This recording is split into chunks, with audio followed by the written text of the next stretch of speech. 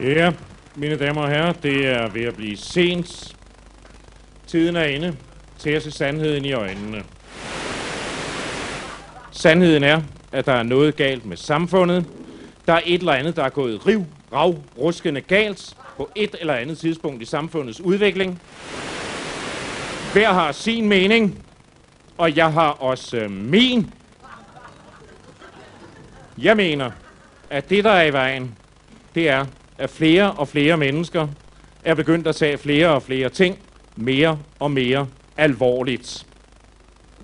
Hvis man gik rundt i danske byer med en alvorograf og målede alvoren på offentlige torve, pladser, stier og veje, så ville man se, at danskerne i dag tager ting alvorligt, som de for 10 år siden ville have grinet ud af banen. Jeg mener, i gamle dage for eksempel, ikke? Der gik man i skole. Man sad der og lavede tyske genfortællinger og franske fristil og prøvede at regne ud, hvor længe 4 tjekkere ville være om at grave en trekantet polygon, hvis de fik hyren i schweizerfranc. Og det var, hvad det var. Klokken 14 havde man fri, og det var det. Hvad gør man i dag? Man lægger vægt på sin uddannelse. Man beder selv om flere timer. Den var kraftedeme ikke gået i min tid. Og hvorfor? Fordi man tager sin skolegang alvorligt. Og det er nøjagtigt det samme på arbejdspladserne. Før i tiden smækkede fabriksporten kl. 16, og så gik man ned på den lokale og raflede en gang tænkeboks. Overgik hinanden i lidet smirrende betegnelser for chefens underekstremiteter. Hvad gør man i dag? Man sidder i medarbejdermøder til langt ud på aftenen. Man bidrager til krisefonden. Og hvorfor? Fordi man tager sit arbejde alvorligt. Arbejde. Og før i tiden, når man kom hjem, så kunne man i hvert fald lægge sig en halv time på sofaen. Det kan man heller ikke mere som en mandschauvinist. For nu tager man selv sofaen alvorligt. Og på den måde breder alvoren sig ud over det hele, hver gang man åbner en avis, der er alvorlige kronikker. Hver gang man lukker op på fjernsynet, sidder der alvorlige mænd og drikker dansk vand omkring hvide borde. Mens de taler alvorligt om valutabalancen og nationalproduktet og generationskløften og kommunikationskløften og alle de kløfter, de kan nå at grave på en enkelt kanal i løbet af et enkelt program. Alt bliver taget alvorligt. Og det er det, jeg mener er i vejen med vor tid. Men jeg er godt klar over, at det ikke er nok at sige, at det er alvoren, det er galt med. Man må også kunne sige præcis, hvor det gik galt. Og det har jeg også tænkt over. Bare roligt. Se, jeg tror sådan set, det var i orden, så længe man tog sådan nogle ting som religion og politik og jura og moral og alt den slags, det er alvorligt. Det kan man roligt gøre. Det har menneskeheden gjort i flere tusind år, og det har aldrig forhindret det eneste bæltedyr i at klamre sig vej frem igennem Amazondeltaget. Den er cool nok. Det øjeblik, det gik galt, det var det øjeblik, da man begyndte at tage det mest latterlige af alt, nemlig det menneskelige kønsliv, alvorligt. Det var der, den glippede. Men ikke desto mindre var det, der skete.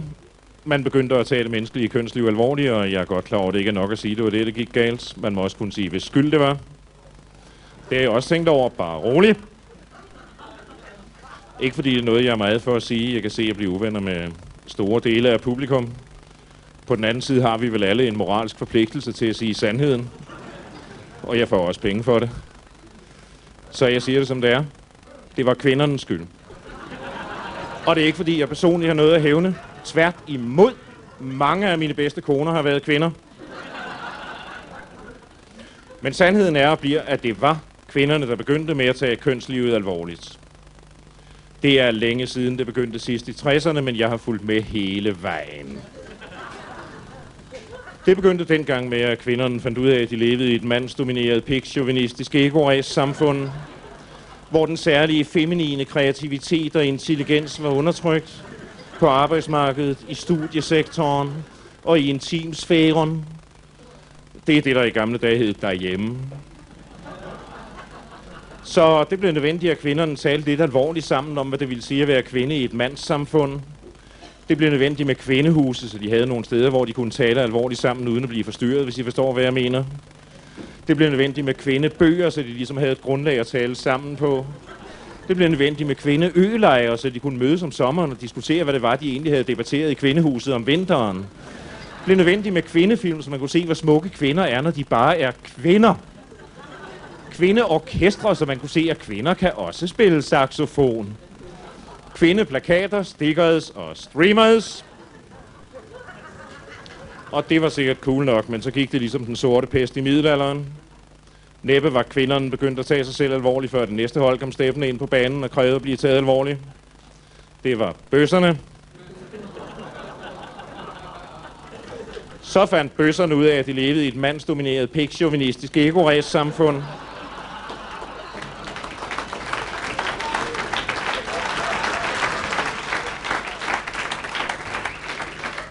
Hvor de var endnu mere undertrykt end kvinderne, for de var undertrykt både af mændene og kvinderne. Så det blev nødvendigt, at bøsserne tog sig selv lidt alvorligt. Det blev nødvendigt med bøssehuse, bøssebefrielsesfronter, bevidste bøsser boller bare bedre, bøsseølejre, bøssefilmplakater, stickers og streamers. Og næppe var bøsserne blevet færdige med at tage sig selv alvorligt, før det næste hold kom steppende ind på banen. Det var de lesbiske. Så fandt de ud af, at det mandsdominerede, pigchauvinistiske ego-race-samfund var de mere undertrykt end nogen anden, for de var undertrykt både af mænd, kvinder og bøsser. Jubi! Så det blev nødvendigt, de lesbiske tog sig selv alvorligt. Det blev nødvendigt med lesbiske huse, lesbiske befrielsesfronter, lærte læpper og lider langt listigere. Ølejre, filmplakater, stickers og streamers. Og så var det til sidst gået så vidt, at selv det langsommeligste, mest murmeldyrsagtige, flodhestelignende væsen i den samlede danske kønsbiologiske seksualflora, med andre ord den gode gamle danske mand, Homo Danimarcus vulgaris,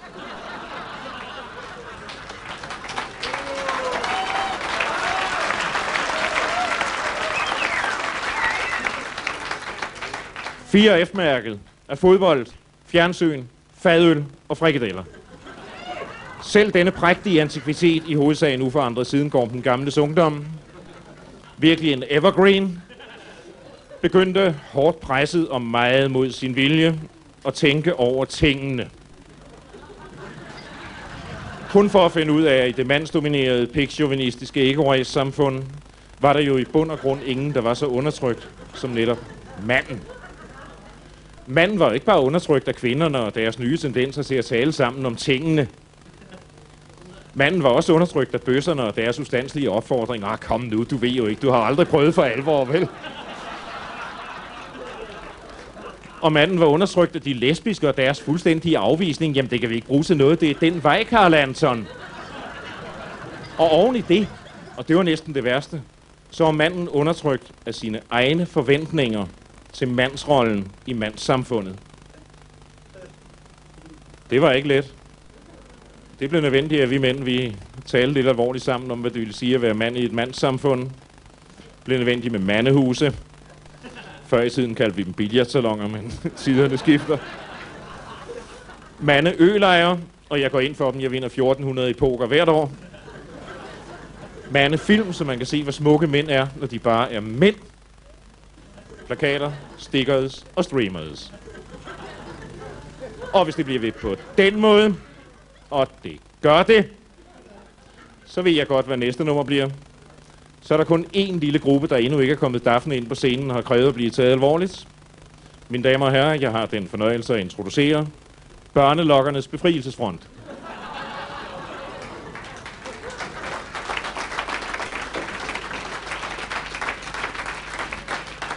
Ja, nu tror I måske, det er en vittighed, men altså, hvis det bliver ved, som det hidtil har gjort, så behøver det ikke være mange uger før, der kommer et smilende ansigt frem på skærmen, med samme troværdighed som en brugtbilsforhandler med fritidsinteresser i Fremskridtspartiet. Og forklare, at det, der er i vejen, det er jo, at der er mange mennesker. Selv moderne, veluddannede mennesker, jeg håber, I genkender jer selv, der har et helt forkert indtryk af børnelokkere. Der er mange, der stadigvæk tror, at en børnelokker er en lille smudsig gammel mand, der står i en kælderåbning i et slumkvarter med knitrende himbaboljeposer i frakkelommen og lader de små børn komme til sig. Og sådan er moderne børnelokkere slet ikke. Moderne børnelokkere kan abonnere på Berlingske Weekendavis. Moderne børnelokkere kan gå klædt i Hobson Suites. Jeg kender personligt en moderne børnelokker, der har alle Anders Boelsens bøger. Moderne børnelokkere er mennesker ligesom jer og mig. Måske mest mig. Og hvis vi tænker fornuftigt over det, uden forudfattede, fordomsfulde, følelsesmæssige standpunkter, så tror jeg også, de fleste af jer vil indrømme, at børnelokkerne, de gør nu meget for børnene. Ja. Men enhver ved, hvor stor en del af det menneskelige liv seksuallivet er. Enhver ved, hvor mange dumheder man begår, og hvor mange fejltagelser man kommer ud for.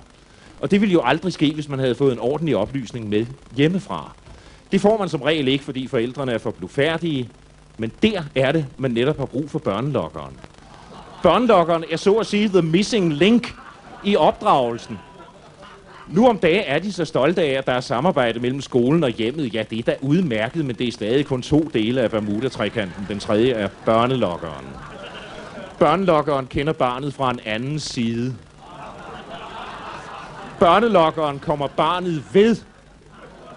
Børnelokkeren vil noget med barnet. Mange børn vil være lost uden deres børnelokker.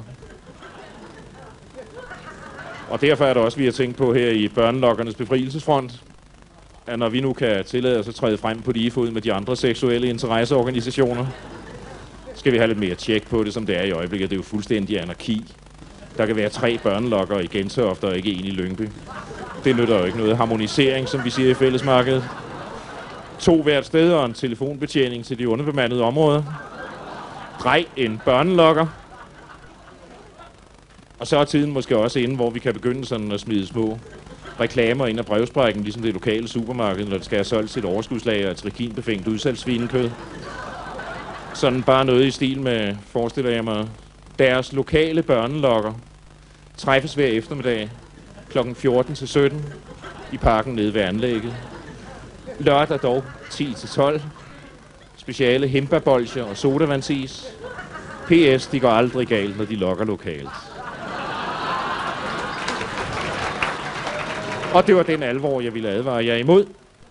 Jeg kender ingen større trussel i de dage, måneder og år, vi lever i, end den sygelige, hule, falske alvor, der breder sig alle vegne. Pas på den alvor. Den er værre end smoggen. Den er værre end ozonproblemerne. Den er et menneskeligt ozonproblem, der cirkulerer over alt. Hold jer fra den. Sky den som pesten. Det er det bedste råd, jeg kan give jer, og jeg mener det meget alvorligt.